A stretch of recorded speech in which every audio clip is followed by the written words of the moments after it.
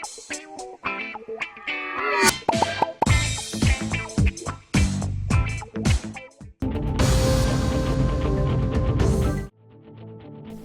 Hyderabad municipal corporation ने जायदाद tax अदा करने वाले शहरियों को वन टाइम सेटलमेंट यानी कि ओटीएस स्कीम से फायदा उठाने के लिए 31 मार्च की आखिरी तारीख से पहले फौरी अदायगी करने की अपील की। बकाया प्रॉपर्टी टैक्स पर सूद में 90% रियायत हासिल करने के लिए अब सिर्फ एक दिन बाकी रह गया है। जीएचएमसी कमिश्नर आरवी कर्नल ने पीर के रोज शहरियों से कहा कि वो फौरी तौर पर अपने वाजिबात अदा करें।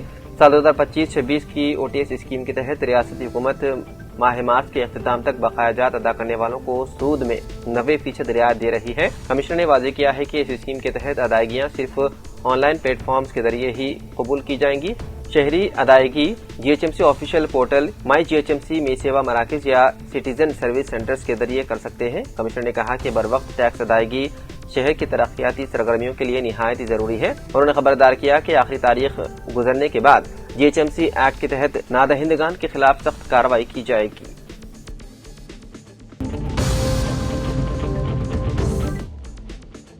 तेलंगाना के वजीर ट्रांसपोर्ट पूनम प्रभाकर ने पीर के रोज कहा कि हुकूमत इलेक्ट्रिक गाड़ियों के इस्तेमाल को फरोग दे रही है। वो खुद भी तेलंगाना असेंबली में एक इलेक्ट्रिक गाड़ी में पहुंचे। उन्होंने कहा कि इलेक्ट्रिक गाड़ियां माहौल दोस्त हैं और हुकूमत ने उन पर रोड टैक्स और रजिस्ट्रेशन फीस मुकम्मल तौर पर मुआफ कर दी है। उनके मुताबिक तेलंगाना हुकूमत ने हैदराबाद के एयर क्वालिटी इंडेक्स को बरकरार रखने के मकसद से ईवी पॉलिसी तैयार की है। सरकारी मुलाजिमीन को इलेक्ट्रिक गाड़ियों पर 10 से 20% तक रियायत भी दी जा रही है। वजीर ने इलेक्ट्रिक गाड़ियां बनाने वाली कंपनियों का शुक्रिया अदा किया और दीगर कंपनियों से भी इस शोबे में आगे आने की अपील की।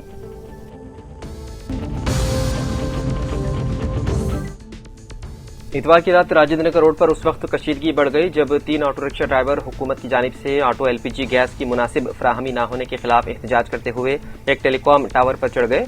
ऑटो ड्राइवरों का कहना है कि गुज़िश्ता 2 हफ्तों से ज्यादा अरसे से गैस स्टेशनों पर ऑटो एलपीजी की किल्लत के बाइस उन्हें शदीद मुश्किलात का सामना है। शहर के मुख्तलिफ गैस डिस्पेंसिंग स्टेशनों पर 2 से 3 किलोमीटर तक लंबी कतारें देखी जा रही है। इतवार की रात मुश्ताल ऑटो ड्राइवरों ने राजेंद्र नगर रोड पर धरना देकर सड़क बंद कर दी, जबकि 3 ड्राइवर टेलीकॉम टावर पर चढ़ गए। पुलिस मौके पर पहुंची और एहतजाज करने वाले ऑटो ड्राइवरों को जबरदस्ती सड़क से हटा दिया। हालात पर काबू पाने के लिए इजाफी पुलिस फोर्स भी राजेंद्र नगर भेजी गई। पुलिस ने चंद ऑटो रिक्शा ड्राइवरों को हिरासत में भी ले लिया। वहीं दूसरी जानिब कुछ अफराद ने एक ऐसे ऑटो रिक्शे को नुकसान पहुंचाया जो जिले में रजिस्टर्ड था और मुबैना तौर पर बगैर दुरुस्त परमिट के शहर में चलाया जा रहा था। शहर के ऑटो ड्राइवर पहले ही जिले में रजिस्टर्ड ऑटोज के शहर में चलने के खिलाफ एहतजाज कर रहे हैं और इस मसले को हुकूमत के सामने भी उठा चुके हैं।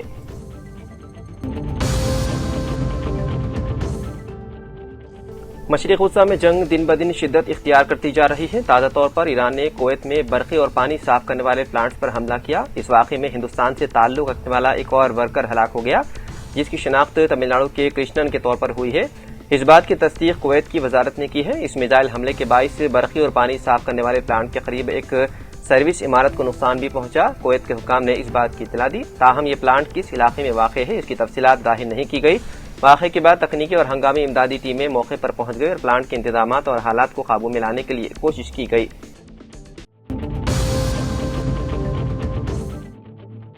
तेलंगाना हुकूमत का अक़लियती तलबा के लिए बड़ा फैसला, स्कॉलरशिप और फीस रिइंबर्समेंट स्कीम पर अमल दरामद के अहकामात जारी। तेलंगाना के महकमे अक़लियती बहबूद ने रियासत के अक़लियती तलबा और तालिबात के लिए स्कॉलरशिप और फीस रिइंबर्समेंट स्कीम के तहत नए अहकामात जारी किए हैं। इस सिलसिले में मेमो नंबर 9335 साल 2016 मोरिखा 5 मार्च साल 2026 जारी किया गया, जिसमें तालीमी फरोग के लिए मुख्तलिफ सहूलियात फराहम करने की हिदायत दी गई। जारी करदा अहकामात के मुताबिक स्कूलों, कॉलेजों, टेक्निकल इदारों और यूनिवर्सिटियों में ज़ेर तालीम अक़लियती तलबा को माली इमदाद फराहम की जाएगी।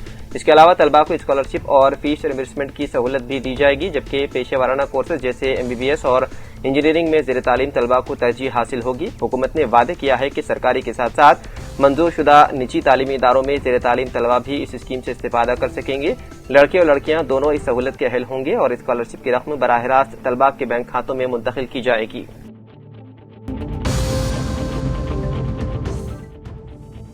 ریاست آندھرا پردیش میں ایک نہایت دل دہلانے والا واقعہ پیش آیا جس نے علاقے میں سنسنی پھیلا دی۔ ایک شخص نے اپنی شناسا خاتون کو گھر بلا کر بے دردی سے قتل کر دیا۔ پولیس کے مطابق دلی وجے نگرم کے راجم علاقے سے تعلق رکھنے والا 35 سالہ چنتاڑا رویندر، جو نیوی میں ٹیکنیشین کے طور پر کام کرتا ہے، اس وقت وشاکھاپٹنم میں رہائش پذیر تھا۔ حال ہی میں اس کی بیوی اپنے مائکے وجے نگرم گئی ہوئی تھی۔ اسی دوران رویندر نے اپنی جان پہچان کی خاتون 29 سالہ مونیکا کو اتوار کی رات اپنے فلیٹ پر بلایا۔ وہاں اس نے انتہائی سفاکی کے ساتھ اس کا قتل کر دیا۔ واردات کے بعد ملزم نے ناش کے ٹکڑے ٹکڑے کر کے فریج میں رکھ دیے۔ مادہ ملزم خود پولیس اسٹیشن پہنچ کر سرنڈر ہو گیا۔ پولیس نے مقدمہ درج کر کے تحقیقات شروع کر دی، جبکہ مزید تحقیقات جاری ہے۔ ابتدائی تحقیقات کے مطابق دونوں کے درمیان مالی معاملات پر جھگڑا ہوا تھا، جس کے بعد طیش میں آ کر رویندر نے چاقو سے مونیکا کو قتل کیا، ناش کے ٹکڑے کیے، جن میں سے کچھ فریج میں رکھ دیا اور باقی کو ایک تھیلے میں بھر کر گھر کے ایک کونے میں رکھ دیا اور پھر خود پولیس کے سامنے پیش ہو گیا۔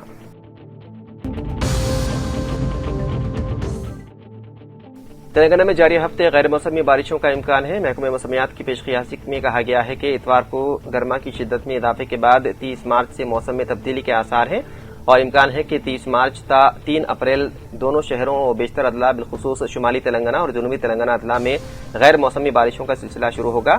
خانگی ماہرین کی پیش قیاسی میں کہا گیا ہے کہ 30 اور 31 مارچ کو تمام اضلاع میں شدید بارش کا امکان ہے اور ژالہ باری کے متعلق بھی پیش قیاسی کی گئی ہے۔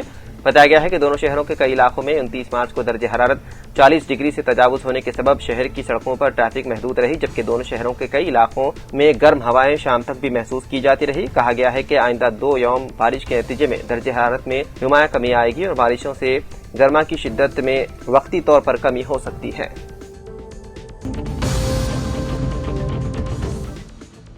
تلنگانہ حکومت نے موسی ندی ترقیاتی پروجیکٹ کے تحت پرانا پل کے قریب ایک عظیم الشان مسجد کی تعمیر کا منصوبہ بنایا ہے، جو اسلامی طرز تعمیر اور شہر کی قدیم تہذیبی وراثت کا منفرد امتزاج ہوگی۔ حکومت نے موسی ندی کے اطراف کے علاقوں کو ترقی دینے کے ساتھ مسجد، مندر اور گرجا گھروں کی تعمیر کا فیصلہ کیا ہے۔ حکومت سے مسجد کا مجودہ ڈیزائن جاری کیا گیا۔ مسجد کے ڈیزائن میں یورپی ہم آہنگی، ترکی گنبدوں اور مدینہ منورہ کی روحانی دلکشی سے منصوبے کو قطعیت دی گئی ہے۔ حیدرآباد کی تاریخ کی جھلک بھی مسجد کے طرز تعمیر میں نمایاں رہے گی، جس میں آصف جاہی عہد کی نفیس طرز تعمیر کو شامل کیا جائے گا تاکہ ماضی اور حال کے درمیان ربط قائم ہو سکے۔ مسجد کو صرف ایک عبادت گاہ کے طور پر نہیں بلکہ ایک فعال ثقافتی مرکز کے طور پر سرگرم رکھنے کا منصوبہ ہے۔ اس کے علاوہ مذہبی اشیاء جیسے قرآن مجید، جائے نماز و دیگر اسلامی ضروریات کے لیے مخصوص مارکیٹ قائم کی جائے گی۔